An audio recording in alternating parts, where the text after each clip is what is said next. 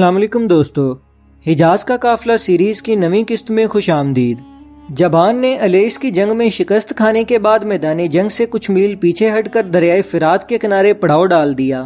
تمام شکست خوردہ سپاہی میدان جنگ سے فرار ہونے کے بعد وہاں پہنچ کر اس کے پاس جمع ہونے لگے۔ جبان نے جنگ کے حالات کے بارے میں مدائن میں بہمن کو پیغام بھجوایا اور اس کے جواب کا انتظار کرنے لگا۔ دوسری طرف حضرت خالد بن ولید نے جابان کو شکست دینے کے بعد ایران کے اہم تجارتی شہر امینشیا کا رخ کیا۔ امینشیا دریائے فرات کے کنارے ایک انتہائی اہم اور خوبصورت شہر تھا۔ سلطنت فارس کے اس شہر کو دولت مندوں کا شہر بھی کہا جاتا تھا۔ وہاں امیر کبیر، تاجر، جاگیردار اور شاہی خاندان کے لوگ رہتے تھے۔ حضرت خالد بن ولید رضی اللہ عنہ اس شہر کے سامنے پہنچے تو دیکھا کہ شہر کے تمام دروازے کھلے ہوئے تھے اور شہر کی دیواروں پر بھی کوئی سپاہی موجود نہ تھا۔ خالد بن ولید اور مسلمان سالاروں نے اسے کوئی چال سمجھا اور محتاط ہو گئے۔ حضرت خالد نے سواروں کے ایک دستے کو شہر میں بھیجا تاکہ معلوم کیا جا سکے کہ اہل شہر کہاں ہیں۔ مسلمانوں کا دستہ شہر میں داخل ہوا تو اندر مکمل خاموشی تھی۔ لوگوں کے گھروں کے دروازے کھلے ہوئے تھے اور تمام گھر خالی پڑے ہوئے تھے۔ خالد بن ولید نے گھروں میں داخل ہو کر تلاشی لینے کا حکم دیا تاکہ معلوم ہو سکے کہ اندر کوئی انسان موجود ہے یا نہیں۔ مجاہدین اسلام نے گھروں کی تلاشی لی تو پتہ چلا کہ گھروں میں کوئی بھی موجود نہیں تھا۔ لوگ اپنا قیمتی سامان اور چیزیں چھوڑ کر بھاگ چکے تھے اور سارا شہر خالی پڑا ہوا تھا۔ ایک مکان کے سامنے ایک بوڑھا اور ضعیف العمر شخص ملا جس نے بتایا، جب خبر پہنچی کہ مسلمانوں کا لشکر اس طرف آ رہا ہے تو سب سے پہلے ایرانی فوج کے افسر شہر سے بھاگ نکلے اور پھر فوج بھی نکل گئی۔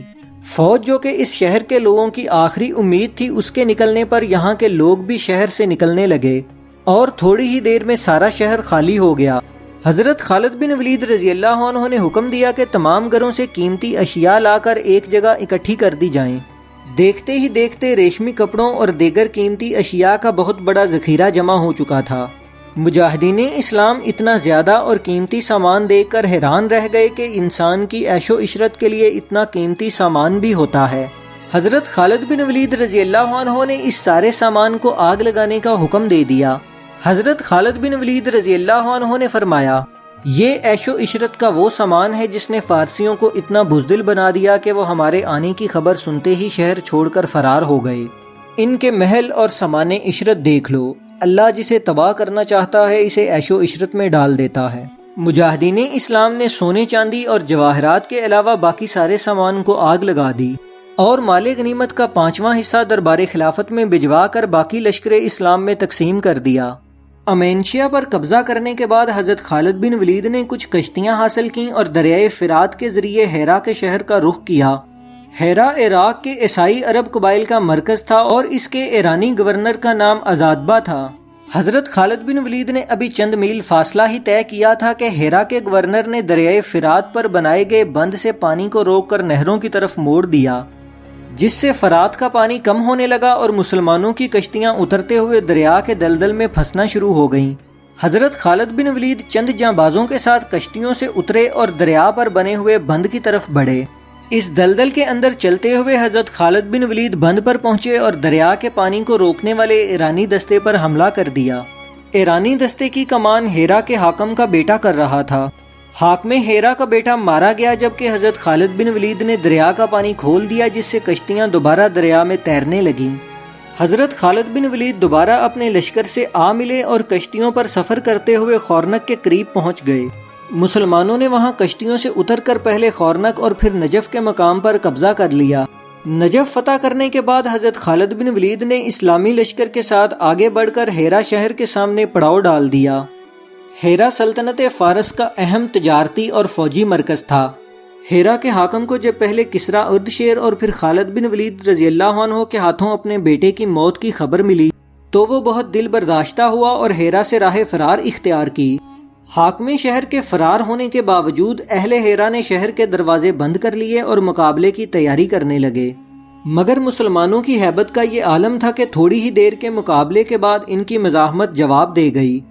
عیسائی قبائل کے سردار اور کلیسا کے اکابر حضرت خالد بن ولید کے پاس حاضر ہوئے اور ہتھیار ڈال کر حضرت خالد بن ولید سے امان طلب کی۔ اہل شہر نے صلح کی شرائط قبول کرنے پر شہر کے دروازے کھول دیے اور مسلمان ہیرا میں داخل ہو گئے۔ شہر میں مسلمانوں کے پرامن داخلے اور اس کے بعد صلح کی شرائط پوری کرنے میں ان کی مستدی اور دیانتداری سے مقامی افراد بہت متاثر ہوئے۔ ماضی میں انہوں نے صرف یہی دیکھا تھا کہ دو قوتوں کے درمیان صلح کے معاہدے کی شرائط ہمیشہ طاقتور فریق کی خواہشات کی ترجمانی کرتی تھیں، اور پھر غالب آنے والا فریق ان شرائط پر عمل کرے یا نہ کرے اس پر کوئی پابندی نہ تھی۔ غالب مغلوب پر ظلم و ستم اور جبر کے پہاڑ توڑ دیتا تھا۔ لیکن ہیرا کے معاہدے میں مقامی لوگوں کو جو تحفظات دیے گئے اور ان کی جان و مال اور مذہب کی حفاظت کے لیے جو ذمہ داریاں مسلمانوں نے قبول کیں، ان کے باعث کاغذ کا وہ ٹکڑا جس پر حضرت خالد بن ولید نے دستخط کیے ایک ایسی ڈال بن گیا جس کے سائے میں پناہ لینے والے ایک اندوناک ماضی کی تاریکیوں سے نکل کر ایک روشن مستقبل کی طرف دیکھ سکتے تھے۔ غیر مسلموں سے ان کی حفاظت کی خاطر جو جزیہ یا ٹیکس لیا جاتا وہ ان محصولوں سے کہیں کم تھا جو وہ اپنے ایرانی آقاؤں کو ادا کیا کرتے تھے، مگر پھر بھی ان کی جان و مال اور عزت و آبرو کی کوئی ضمانت نہ ہوتی تھی۔ پھر جس طرح حضرت خالد بن ولید نے بوڑھے، نادار اور غریبوں کو جزیہ سے بھی مستثنی قرار دے دیا، اس نے مقامی آبادی کے دل جیت لیے اور وہ اسلام کی تعلیمات سے متاثر ہونے لگے۔ حضرت خالد بن ولید رضی اللہ عنہ نے بوڑھے، معذور اور لاوارث افراد کے لیے بیت المال سے وظائف مقرر کیے۔ قانون اور انصاف کی نظر میں ایک مسلمان، ایرانی، عیسائی، آزاد یا غلام سب برابر تھے۔ اگر کوئی مسلمان کسی مقامی شخص کے ساتھ زیادتی کرتا تو انصاف دینے کی ذمہ داری اسلامی حکومت کی ہوتی۔ اگر کوئی مسلمان عہدیدار کسی کے ساتھ سختی سے پیش آتا تو اسے عہدہ سے برطرف کر دیا جاتا۔ اہل ہیرا صدیوں سے ظلم و استبداد اور غلامی کی چکی میں پسنے کے بعد پہلی بار محسوس کر رہے تھے کہ وہ بھی انسان ہیں اور انسانوں کی طرح حقوق رکھتے ہیں۔ مسلمانوں کے اس سلوک کا یہ نتیجہ نکلا کہ جب مسلمانوں نے ہیرا کے بعد اگلے شہروں کا رخ کیا تو اہل ہیرا کی دیکھا دیکھی بقیہ شہروں اور قبائل نے بھی مسلمانوں کی اطاعت قبول کر لی۔ حضرت خالد بن ولید رضی اللہ عنہ نے ان علاقوں کا نظم و نسق سنبھالنے کے لیے امراء مقرر کیے اور جگہ جگہ فوجی چوکیاں قائم کیں۔ اہل ہیرا کے ساتھ حضرت خالد بن ولید نے جو معاہدہ کیا اس کی چند سطور یہ تھیں: اور میں نے ان لوگوں کو یہ حق دیا کہ اگر کوئی بوڑھا کام کرنے سے معذور ہو جائے یا اس پر کوئی آفت آ جائے کہ پہلے وہ دولت مند تھا اور پھر غریب ہو گیا اور اس وجہ سے اس کے ہم مذہب اسے خیرات دینے لگے، تو اس کا جزیہ معاف کر دیا جائے اور اس کو اور اس کی اولاد کو مسلمانوں کے بیت المال سے وظیفہ دیا جائے۔ ہیرا کے انتظام کو درست کرنے کے بعد حضرت خالد بن ولید انبار کی طرف روانہ ہوئے جہاں ایرانی فوجیں جمع ہو رہی تھیں۔ انبار کی جنگ اور وہاں کے حالات انشاءاللہ اگلی قسط میں بیان کیے جائیں گے۔ آپ سے درخواست ہے کہ اگر ابھی تک میرا چینل سبسکرائب نہیں کیا تو سچائی نیٹ ورک کو سبسکرائب کر لیں اور اس سیریز کی پچھلی اقساط ضرور دیکھیں۔ اللہ آپ سب کا حامی و ناصر ہو، آمین۔